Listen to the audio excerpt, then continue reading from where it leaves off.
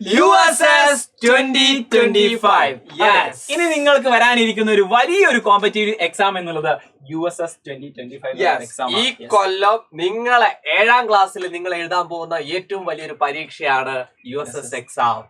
അപ്പൊ നിങ്ങൾക്ക് വലിയൊരു പണി കിട്ടാനിരിക്കുന്നുണ്ട്. നിങ്ങൾ തമ്പിൽ കണ്ടതുപോലെ ഒരു വലിയൊരു പണി നിങ്ങൾക്ക്. എന്താണ് ആ പണി? നമുക്ക് നോക്കാല്ലേ എന്താണ് ആ പണി എന്നുള്ളത്. ഇതാണ് നിങ്ങൾക്ക് വരാനുള്ള പണി. പുതിയ നിങ്ങൾക്കറിയാം നമ്മുടെ 7ാം ക്ലാസ്സിലെ സിലബസ് മാറിയിട്ടുണ്ട്. മൊത്തത്തിൽ അങ്ങോട്ട് മാറിയിട്ടുണ്ട്. മൊത്തത്തിൽ മാറിയിട്ടുണ്ട്. ചില സബ്ജക്റ്റുകൾ കൂടുതൽ ടഫായിട്ട് മാറിയിട്ടുണ്ട്, ചില സബ്ജക്റ്റുകൾ എളുപ്പമായിട്ട് മാറിയിട്ടുണ്ട്. അങ്ങനെ ഓരോന്ന് പല രീതിയിലാണ് മാറിയിട്ടുള്ളത്. സോ ആ സിലബസ് ആക്ച്വലി നിങ്ങൾക്ക് USSനുള്ള സിലബസിൽ 7ാം ക്ലാസ് വലിയൊരു ഘടകമാണ്. അതുപോലെ തന്നെ 6ാം ക്ലാസ്സും 5ാം ക്ലാസ്സിലെ ഒക്കെ സിലബസ് അതിലുണ്ടായിരിക്കും. അതെ, ഈ ക്ലാസ്സുകളിൽ നിന്നുള്ള സബ്ജക്റ്റുകളിലെ ക്വസ്റ്റ്യൻസ് ആയിരിക്കും നിങ്ങളുടെ പരീക്ഷയ്ക്ക് ചോദിക്കാൻ പോകുന്നത്. അപ്പൊ ഈ ക്ലാസ്സുകളിൽ കൃത്യമായിട്ട് ഒരു അടുക്കും ചിട്ടയോടും കൂടെ പഠിച്ചാൽ മാത്രമേ എന്ത് ചെയ്യാൻ പറ്റൂ, അവർക്ക് ക്രാക്ക് ചെയ്യാൻ പറ്റൂ.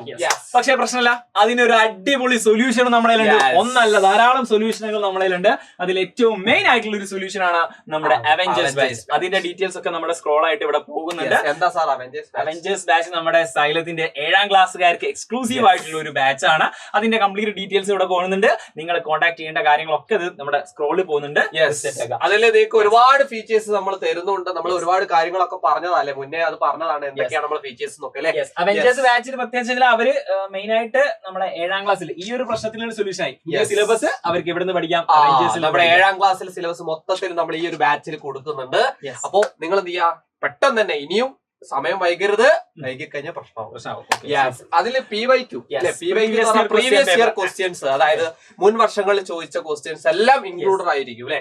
അത് പ്രത്യേകിച്ച് എന്താണെന്ന് വെച്ചാൽ കഴിഞ്ഞ വർഷത്തെ സിലബസ് മാറിയിട്ടുണ്ടെങ്കിലും ബേസിക് ആയിട്ടുള്ള കാര്യങ്ങളുടെ ഒക്കെ ക്വസ്റ്റ്യൻസ് നമുക്ക് എന്തായിരിക്കും, അതേ ടൈപ്പ് ഓഫ് ക്വസ്റ്റ്യൻസ് നമുക്ക് എക്സ്പെക്ട് ചെയ്യാം. അതുകൊണ്ട് PYQ വലിയൊരു കാര്യമാണ്. അതുപോലെ തന്നെ ബേസിക് 5, 6, 7 ക്ലാസ്സിലെ ഏത് സബ്ജക്റ്റിന്റെ ആണെങ്കിലും ബേസിക്സ് സെറ്റ് ആക്കണം അല്ലെ. നമ്മൾ എന്ത് പരീക്ഷയ്ക്ക് പോവാണെങ്കിലും അതിന്റെ ബേസിക്സ് കിട്ടിയിട്ടില്ലെങ്കിൽ, ഏത് സബ്ജക്റ്റ് ആണെങ്കിലും ബേസിക്സ് കിട്ടിയിട്ടില്ലെങ്കിൽ ആ പരീക്ഷയ്ക്ക് നന്നായിട്ട് പെർഫോം ചെയ്യാൻ പറ്റില്ല. അതുകൊണ്ട് തന്നെ ഞങ്ങൾ കൃത്യമായിട്ട് ബേസിക്സ് അടക്കമുള്ള എല്ലാതാണ്.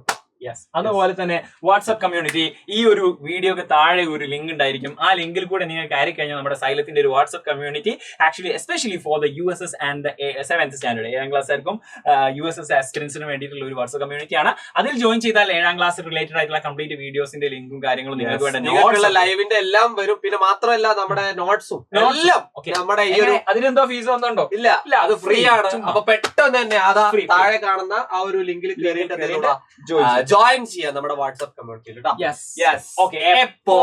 ഒരുപാട് പേരുടെ സംശയമാണ് എന്നാണ് നമ്മുടെ 2025 USS എക്സാം എന്താണ് സാർ?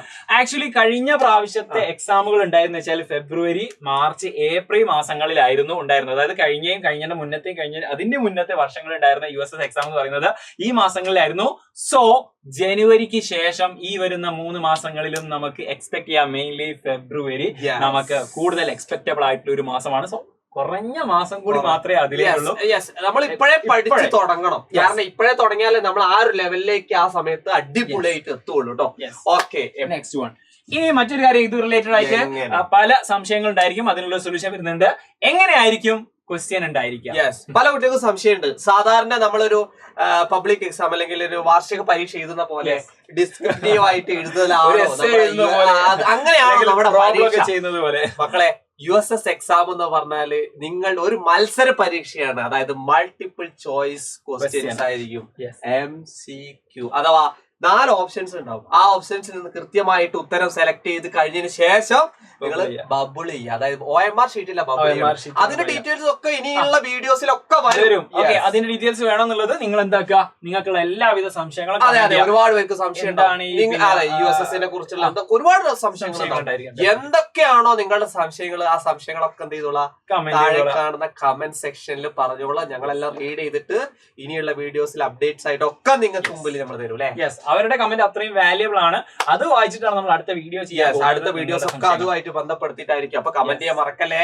അതുപോലെ തന്നെ ലൈക്ക് കൂടെ ചെയ്യാം. ലൈക്ക് ചെയ്യാൻ മറന്നത്. ലാസ്റ്റ് ആൻഡ് ഫൈനൽ കമ്മ്യൂണിറ്റി ഉണ്ട് എന്ന് ഒന്നുകൂടി ഓർമ്മിപ്പിക്കുകയാണ്. കമ്മ്യൂണിറ്റിയിലെ ലിങ്ക് താഴെയുണ്ട്. അപ്പൊ ഇത്തവണത്തെ USS 2025 നമ്മൾ നേടിയെടുത്തും വിത്ത് അവഞ്ചേഴ്സ് ബാച്ചിനോട് കൂടെ നമ്മൾ എന്താക്കിയിരിക്കും, പവർ ആയിരിക്കും നേടിയെടുത്തിരിക്കും.